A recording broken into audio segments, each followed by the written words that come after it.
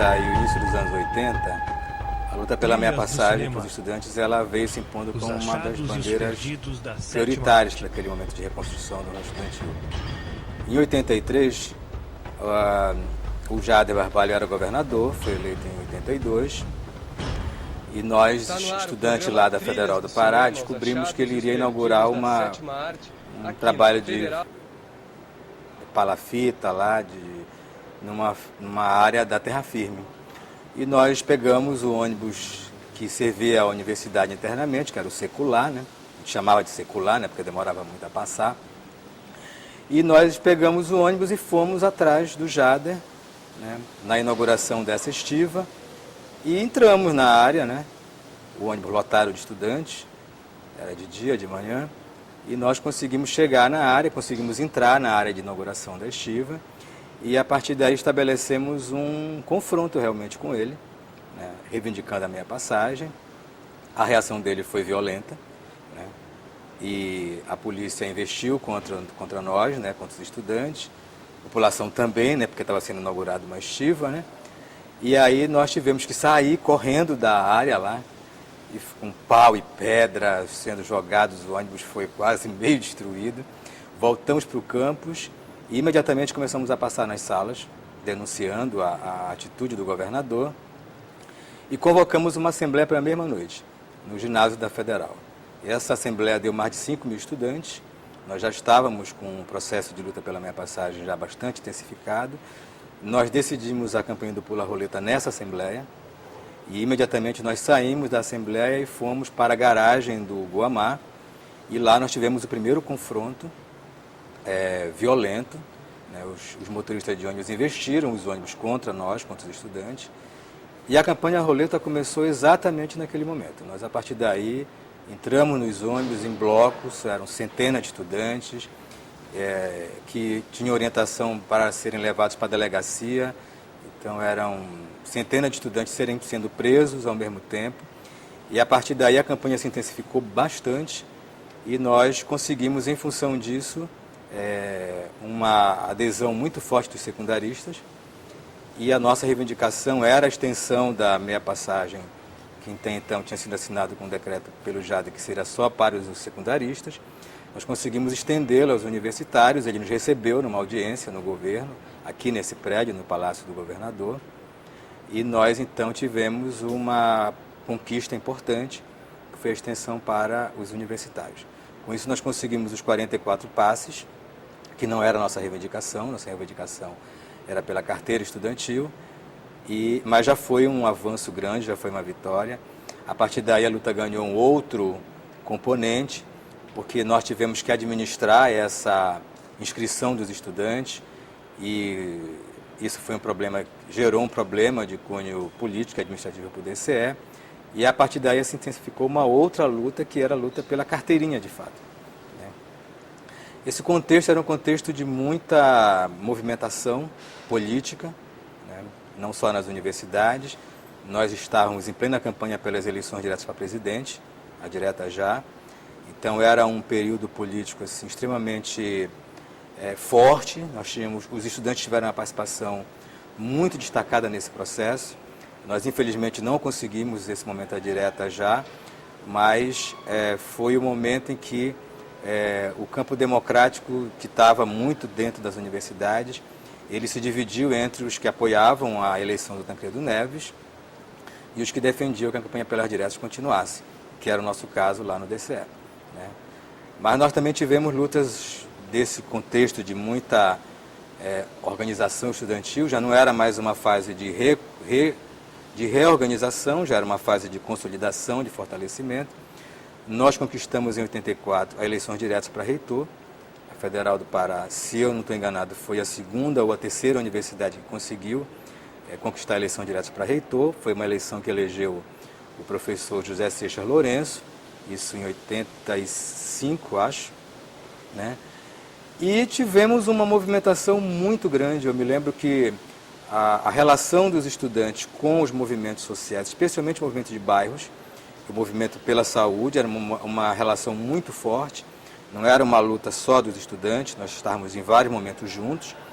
Nós fizemos um grande movimento em defesa da Santa Casa, A Santa Casa era o Hospital Universitário dos Estudantes nessa ocasião. O presidente é hoje o governador do Acre, o Tião Viana. Ele era estudante de medicina aqui. Nós, então, fomos para a reitoria, né, e fizemos uma grande passeata desde do centro de saúde, que na época era na frente da Santa Casa, até o campo da universidade. Atravessamos vários bairros na passeata.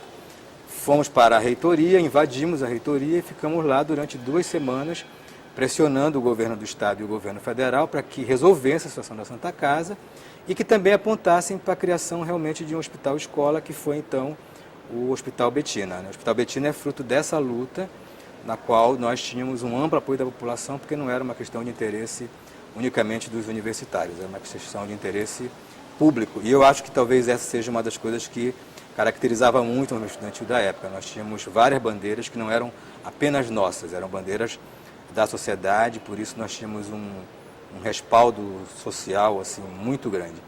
As nossas assembleias sempre eram assembleias muito massivas, de 3, 4 mil estudantes, 5 mil.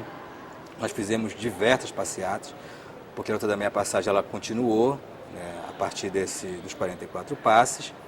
Esse processo fez com que o movimento estudantil no Pará fosse um dos movimentos estudantis mais fortes do Brasil, né, e foi esse motivo que me levou à presidência da UNE em 87.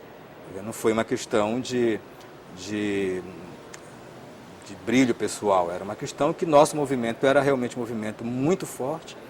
Nós tínhamos uma universidade, várias universidades onde o movimento estudantil era um movimento estudantil forte, não era só a Federal do Pará, era também a FICOM, que hoje é a UNAMA, o SESEP, a Federal, a Rural, que antigamente era a FICAP, a Escola de Educação Física, a Faculdade de Medicina do Estado.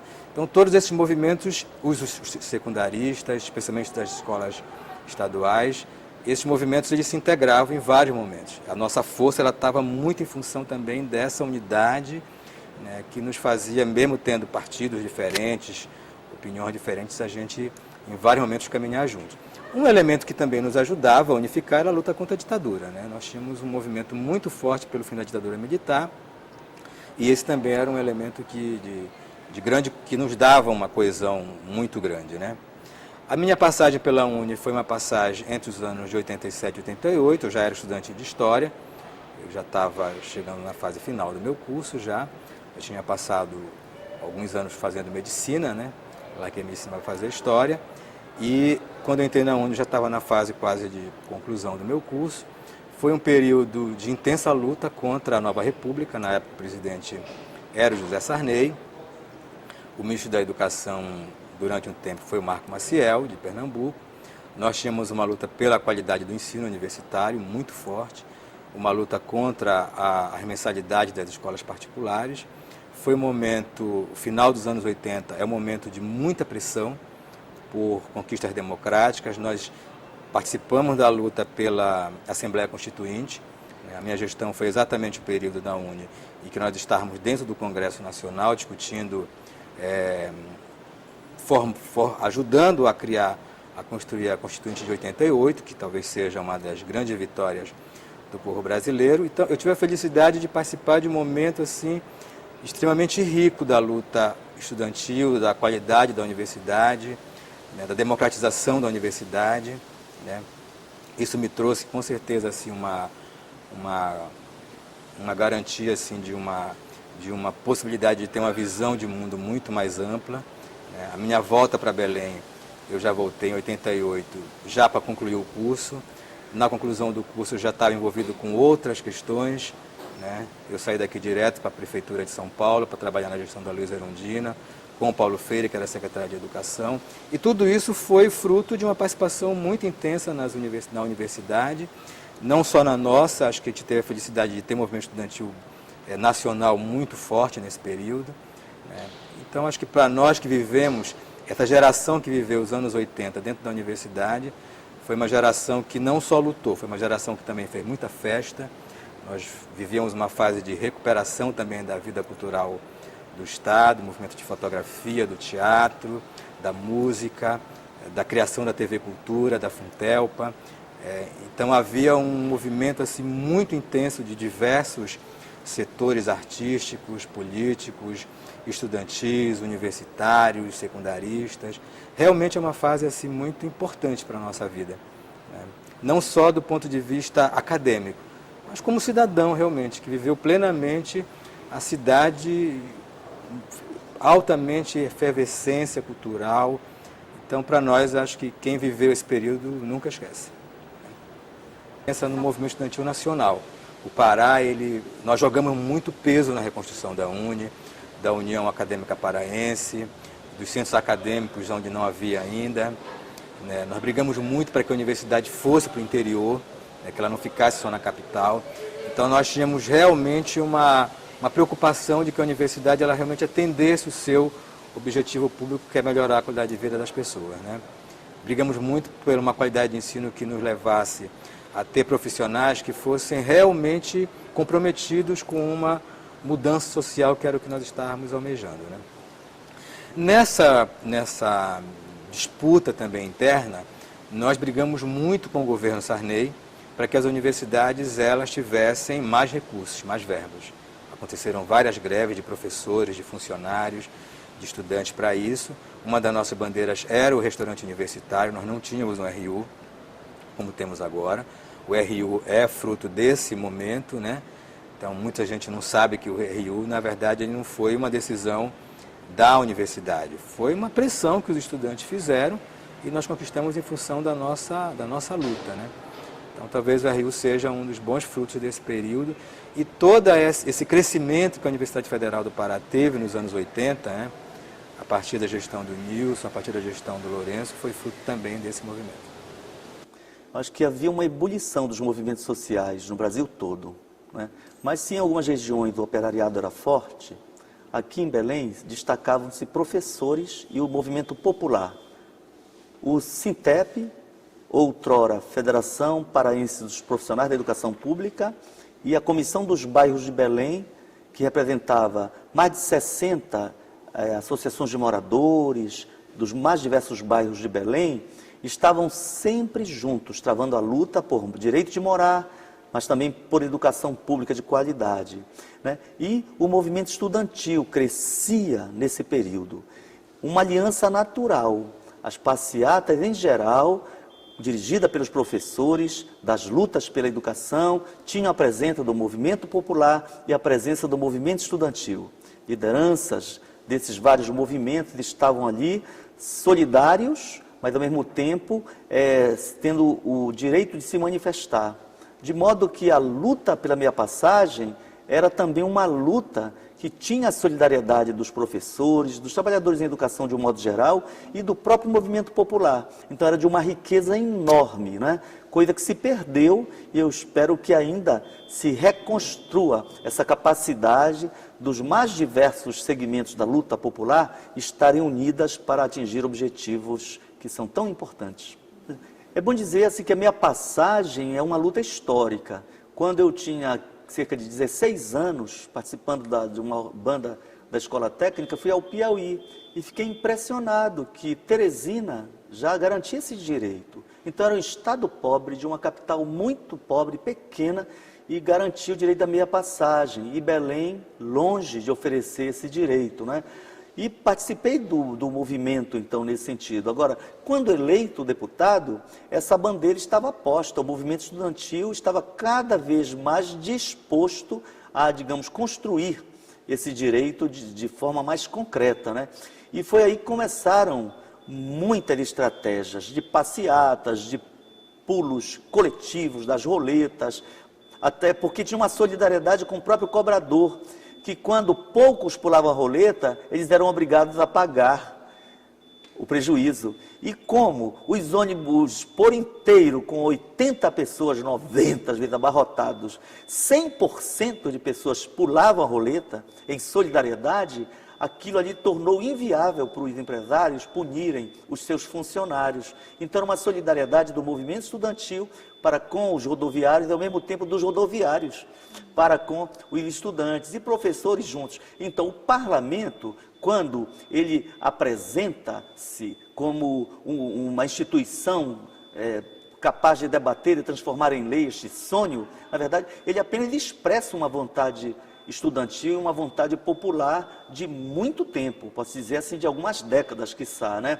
De modo que eu, como um dos membros da bancada do PT, éramos só dois, eu e Ganser, como eu tinha uma atuação mais ligada à área urbana e como era dirigente dos trabalhadores em educação, eu fui o presidente da primeira gestão do Sindicato dos Trabalhadores em Educação, a antiga FEPEP, hoje Sintep, então eu dialogava com os movimentos sociais, com o movimento estudantil, de modo que a elaboração do dispositivo legal, ela teve como ponto de partida o movimento vivo da sociedade, especialmente os movimentos estudantis. Grande parte dos deputados tinha assim, uma simpatia pela proposta, mas existia uma parte de deputados que certamente sofriam influência do empresariado, que era contrário à concessão do direito, até porque, àquela altura, não havia sido feita a migração da competência estadual para municipal, conforme a Constituição Federal previa. Só São Paulo tinha o transporte coletivo municipalizado. No Pará, quando se lutava contra o aumento de tarifa, por exemplo, ou pela meia passagem, as passeatas se dirigiam ao Palácio Lauro Sodré. Então, era contra Lacide Nunes, contra Jadé Barbalho, contra Gueiros, né? Era assim que funcionava, porque a autoridade responsável era o governador do estado. Então, a Constituição Federal prevê a migração, mas aí a primeira luta legal para constituir um arcabouço legal foi na Constituinte Estadual, porque exatamente nesse momento, 1989, mesmo que a Constituição Federal estivesse prevendo a migração para os municípios da competência de gerir o transporte público coletivo, né, nós colocamos na Constituição estadual o direito à meia passagem. De modo que Belém, Marabá, Santarém, depois as cidades que têm transporte coletivo, transporte público coletivo, passaram a ter uma base legal, uma carta magna, digamos, no nível da unidade federativa, no estado do Pará, e as leis orgânicas que foram debatidas e elaboradas logo em seguinte, em 1990, quase todas as câmaras de vereadores passaram a adotar o dispositivo da lei maior do estado, de modo que a Câmara de Belém aprovou na lei orgânica de Belém o dispositivo da meia passagem, né? Digamos assim, reproduzindo o direito que estava previsto na Constituição estadual, né? E depois era necessário constituir um direito mais pleno, com a apresentação de carteirinha. E aí, isso, na verdade, se dá, e esse avanço, essa conquista se dá com o desenrolar da luta estudantil. Como, na verdade, são conquistas, né? Algumas pessoas questionam, sim, mas todos têm direito à meia passagem, mesmo o estudante da escola privada, mesmo aquele estudante que é filho de alguém de classe média, ou mesmo de classe alta, de um empresário. Mas como não tem como discriminar, então foi necessário aprovar a lei para favorecer a todos os estudantes. Além do mais, quem usa o direito da meia passagem, em geral, são as classes mais favorecidas. Porque quem efetivamente é filho de um grande empresário, tem renda elevada, usa carro particular, tem motorista à sua disposição. Então, por mais que em tese qualquer pessoa rica que estude possa ter direito à meia passagem, a rigor, são filhos dos trabalhadores, inclusive dos desempregados, que estejam vinculados ao sistema de ensino em todos os níveis que usufruem desse direito. Por isso, a meia passagem ela tem uma cara popular, no sentido amplo do termo. Então, ela foi realmente não uma conquista para manter as desigualdades. Não se pode dizer o seguinte, quando aquele princípio do Rui Barbosa, de que há de se legislar e se tratar desigualmente os desiguais, a fim de se reduzir as desigualdades, né? Então, se você tem um famélico e um, digamos, bem alimentado, e dá mesmo alimento para os dois, o famélico vai continuar famélico, não é? Então, você necessita tratar melhor os que mais necessitam. Essa inversão, né, é necessária realmente, mas no caso da meia passagem, não houve, digamos assim, um reforço à desigualdade,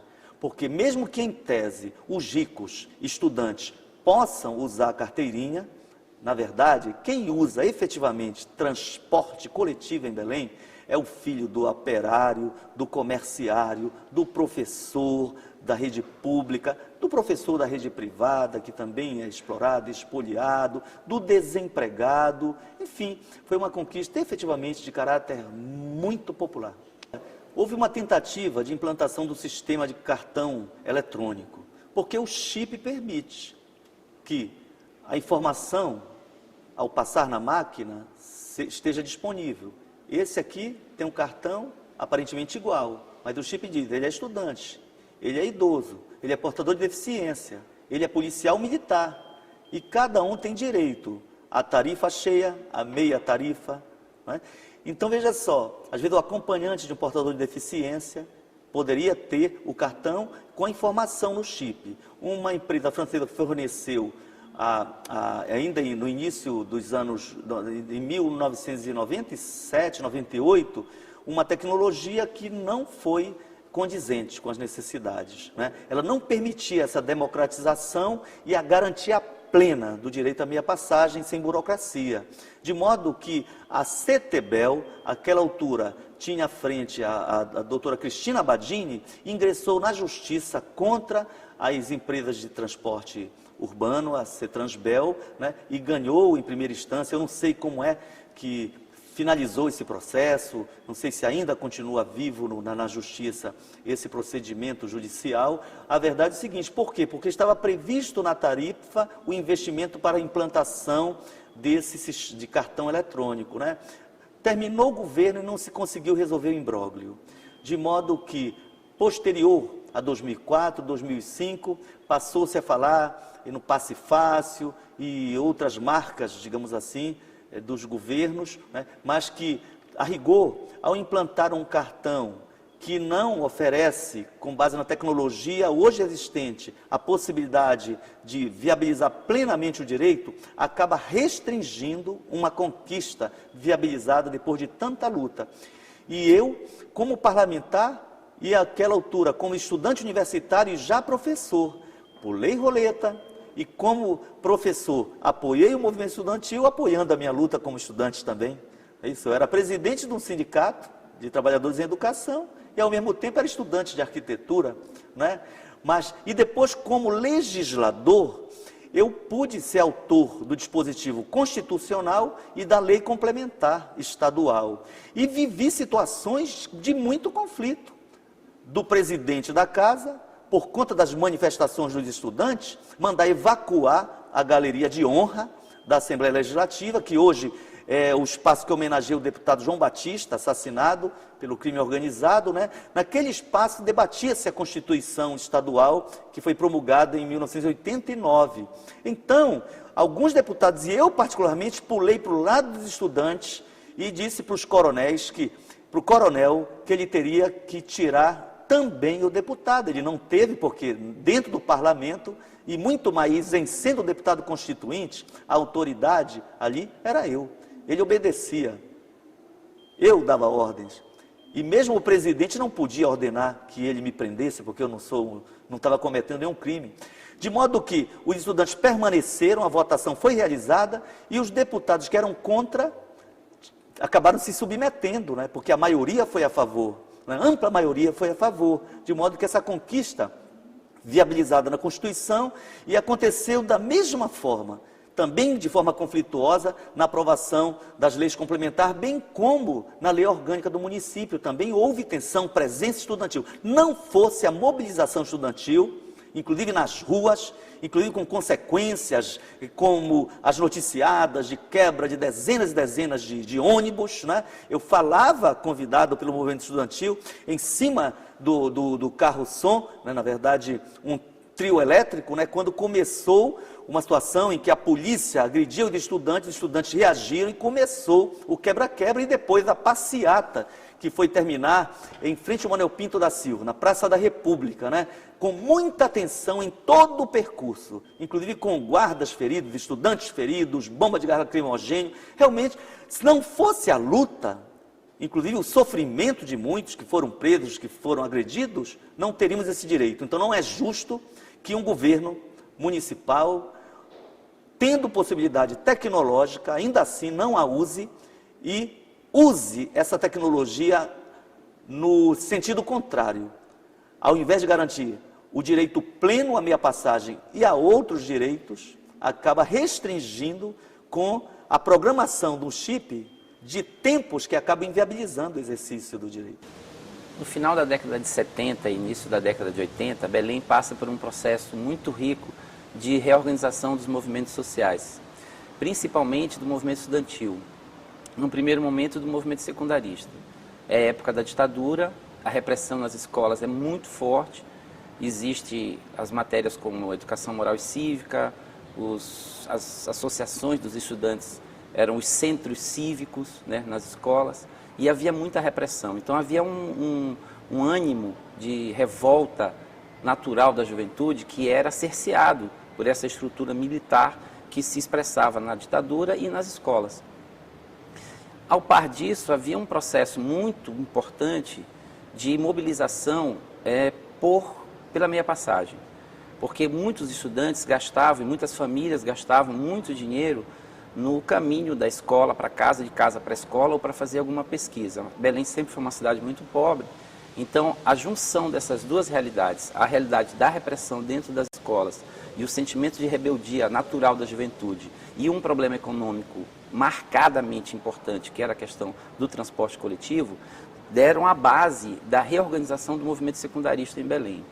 Num primeiro momento, a gente não tem entidades ainda livres, as entidades dos centros cívicos são todas atreladas às direções das escolas, mas existe um processo em paralelo de reorganização do movimento secundarista. No final da década de 70, a gente funda um grupo de reconstrução do movimento secundarista chamado GREMPS, Grupo de Reconstrução do Movimento Primário e Secundarista. Esse grupo vai dar origem, depois, a uma série de grêmios livres que a gente vai fundando a partir dessa década. Quando a gente entra para as mobilizações sociais, a mobilização mais importante é, sem dúvida, ao lado da mobilização pela reorganização dos grêmios livres, a reorganização das entidades estudantis livres, da União Metropolitana dos Estudantes Secundaristas, da UAP, dos DCS na universidade, dos centros acadêmicos e a luta pela meia passagem. No final da década de 70, volto a dizer, início da década de 80, a gente tem mobilizações muito grandes. Eu lembro particularmente de uma mobilização que se dirigiu aqui ao Palácio Lauro Sodré para ter uma audiência com o governador Alacide Nunes, e a gente saiu 7 horas da manhã lá da antiga escola técnica, que fica ali na Almirante Barroso, hoje o IFPA, e a gente saiu 7 horas da manhã de lá e veio percorrendo todas as escolas que tinham no caminho ali da Avenida Nazaré, na época São Jerônimo, enfim, Augusto Meira, Deodoro de Mendonça, Ulisses Guimarães, e a gente veio até o Palácio. Chegando aqui, o governador não estava. Aí a gente, sempre muito radicalizado, perguntamos aonde ele está. Bom, ele está na casa dele, na residência do governador, que fica ali na Magalhães Barata. Então nós vamos até a casa dele e voltamos, fizemos todo o circuito de volta até São Brás. Nessa época a Avenida Nazaré ainda tinha o sentido invertido do que tem hoje, vinha de São Brás para o centro, e a gente veio pela Gentil, deu a volta, a última escola que a gente passou foi o Augusto Meira, e a gente entrou pela Avenida Nazaré. Quando a gente entra na Avenida Nazaré, pela primeira vez a gente se depara com um aparato policial muito forte, que até então a gente não tinha visto. São guardas, corpo de bombeiro e cães fechando a rua. A gente então força a passagem, entra, eles abrem a coluna de policiais, ficam policiais na frente e atrás, e a gente fica de frente para a casa do governador. E exigindo, gritando palavra de ordem pela meia passagem. Isso já era 6, 7 horas da noite, todo mundo já muito cansado, muito exaltado. Palavras de ordem depois viraram palavrões e cantando, gritando contra o governador. Nesse momento a gente tem também, pela primeira vez, que a gente não tinha visto isso em Belém ainda, a cavalaria sendo utilizada para reprimir a mobilização. Então vem no sentido ali do Vilhena Alves, né? A escola, vem então uma cavalaria, o som dos cascos batendo no asfalto muito forte, muito ensurdecedor, e a gente se assustou bastante, e foi um dos primeiros conflitos que teve. Bom, a gente dispersou-se a manifestação, a gente tinha acertado que se houvesse repressão, a gente desceria e se encontraria no Wells, que hoje é um supermercado ali na Governador Zé Malcher, tinha um restaurante lá, a gente se encontrou lá para reavaliar o que fazer com o movimento. A gente então resolveu na semana seguinte fazer uma outra mobilização. Fizemos uma outra mobilização, mais ou menos nos mesmos moldes, e viemos até o Palácio. Quando a gente chega aqui, o governador não está novamente. Só que nessa segunda mobilização já existem outros atores sociais que estão envolvidos. Então, você tem a Comissão dos Bairros de Belém, que é a CBB, que se faz presente na mobilização. Você tem algumas associações de professores, os estudantes universitários, e a gente monta uma comissão.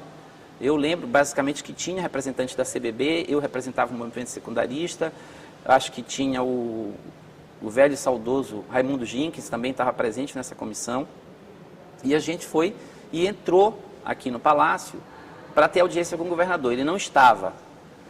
Nós tínhamos decidido que a gente proporia repetir a mesma ação, ir de novo até a casa do governador. Mas houve uma assembleia aqui na frente e a gente colocou em votação essa proposta, e a proposta que passou não foi essa. Foi ficar aqui no Palácio aguardando o governador, que só viria no dia seguinte.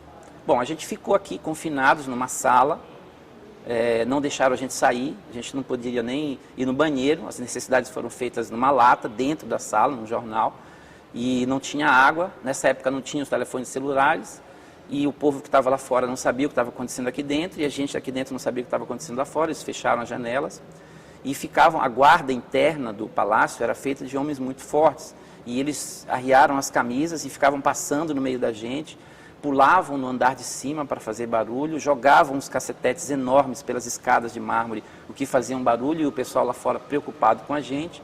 Mas, enfim, não deixaram a gente dormir, a gente ficou lá em condições absolutamente precárias. No dia seguinte, o Alacide chega muito cedo no palácio, 8 horas da manhã, adentra na sala onde a gente estava confinado e diz assim: vocês pensam que isso aqui é albergue? Rua, para fora, todos. E expulsou a gente, e a pancadaria rolou na praça aqui em frente. Mais uma vez a luta foi desmobilizada. Bom, mas o que eu acho importante a gente frisar nesses aspectos é que a luta pela minha passagem, na verdade, não era só uma luta econômica. Na verdade, ela canalizou um sentimento de revolta da população, principalmente dos estudantes nessa época, contra a ditadura militar.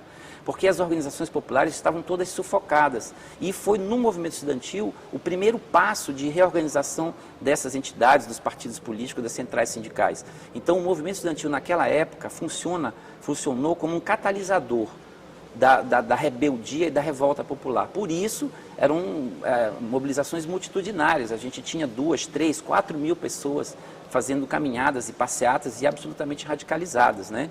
O enfrentamento com a polícia era constante. Eu lembro que teve uma caminhada também que a gente fez aqui pela João Alfredo, e a João Alfredo estava em reforma, né?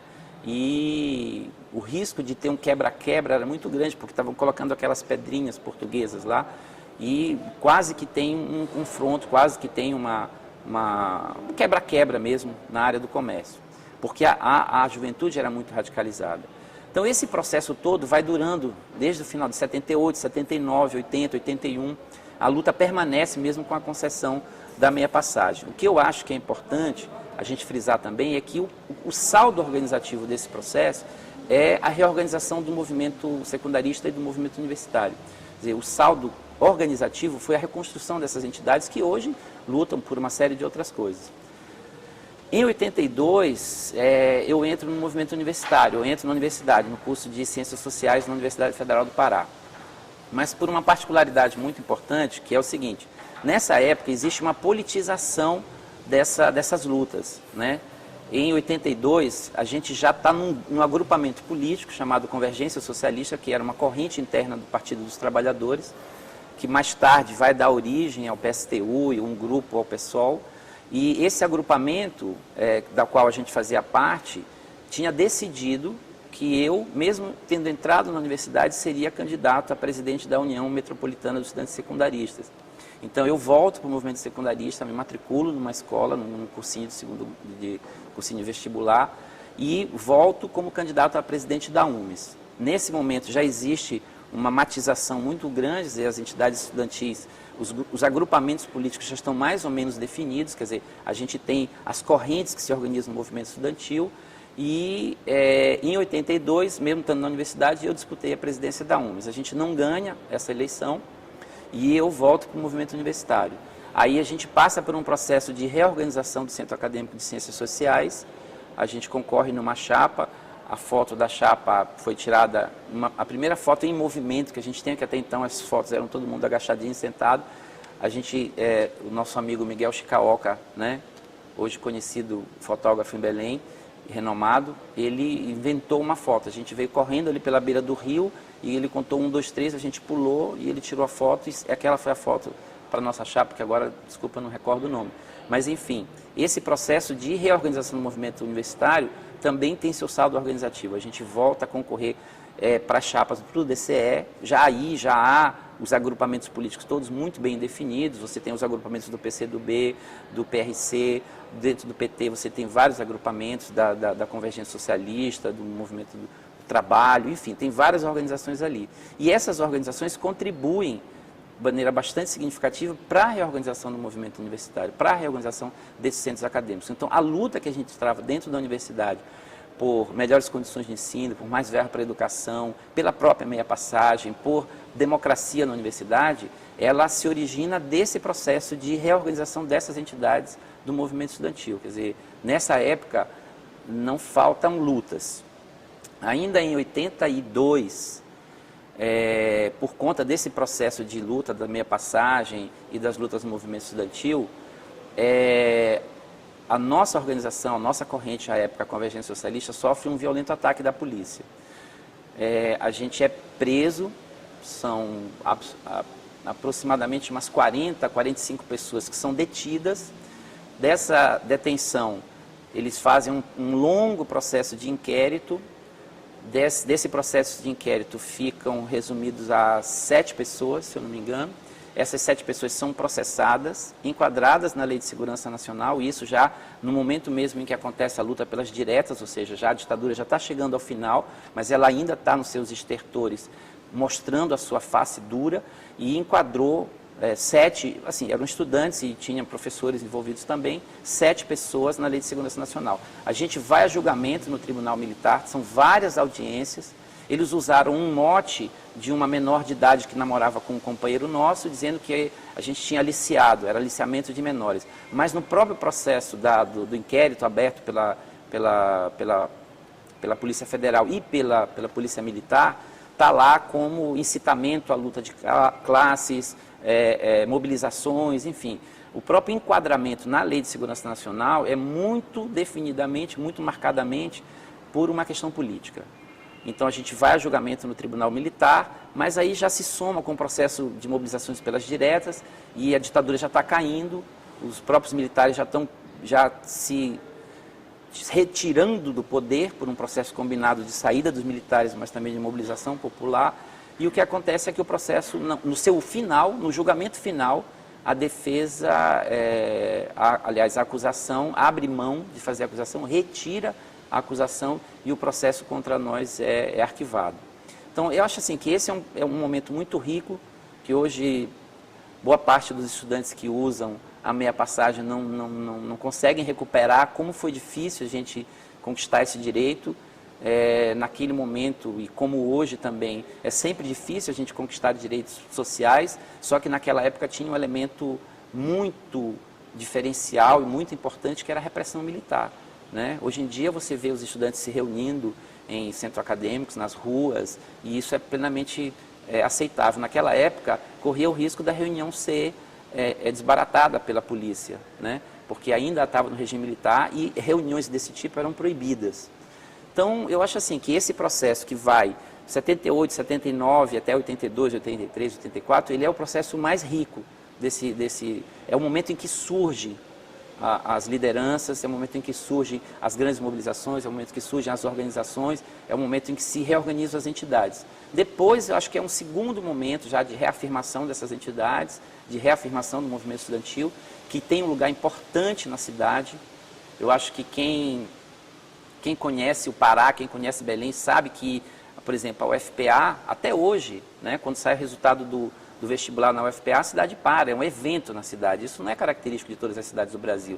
Você vai em outras cidades, o peso da universidade não é tão grande. Aqui, o peso da universidade, eu não sei hoje, mas até poucos anos atrás, a UFPA era a maior universidade do Brasil em número de estudantes, né? Só perdia para a Bahia, mas estava mais ou menos ali parelho. Então, assim, a UFPA sempre teve um peso importante na cidade.